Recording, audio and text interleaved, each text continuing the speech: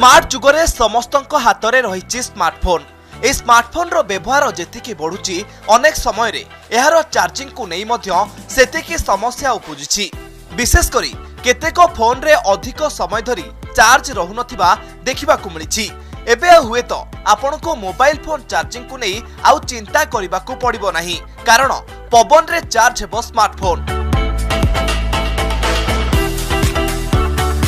कथाटा हुए तो आपण को आश्चर्य लागु थाई पारे, किंतु एमिति ही किछि खबर को नहीं एबे जातीय गणमाध्यम रे जोरदार चर्चा हेउछि, जेउथिरे कुआ जायछि आसंता वर्ष भारत बाजार रे उपलब्ध हेबाकू जाउछि वायरलेस Q1 चार्जर।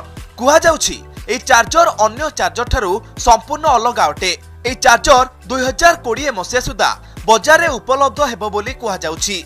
तेबे आसंतु जानिबा कोन ए वायरलेस Q1 चार्जर एवं एहा किभली आपनक स्मार्टफोन रे काम करिवो।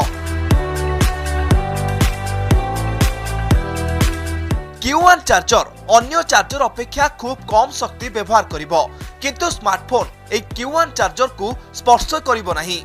एहा चार्जर ठारू 45 mm दूरतारे रहिबो, जहा फोन को बिना तार प्लग रे चार्ज करि परिबो। स्मार्टफोन रे एक छोटो बैटरी रहिबो ओ ताहा चार्जर ठारू बिना तार रे 1 इंच रु 3 फुट दूर रहिबो। सेहिपरि 30 मिनिट रु घंटाए मध्यरे आपनक मोबाइल फोन पूरा चार्ज होइजिबो। केवल एतिकी नुहे, ए चार्जर रे एक ट्रांसमीटर रहिबो। यह रेडियो तरंग रूपे शक्ति को स्मार्टफोन को प्रेरण कराइबो।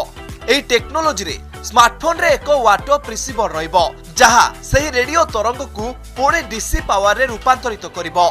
ए डीसी पावर रे स्मार्टफोन चार्ज होइजिबो।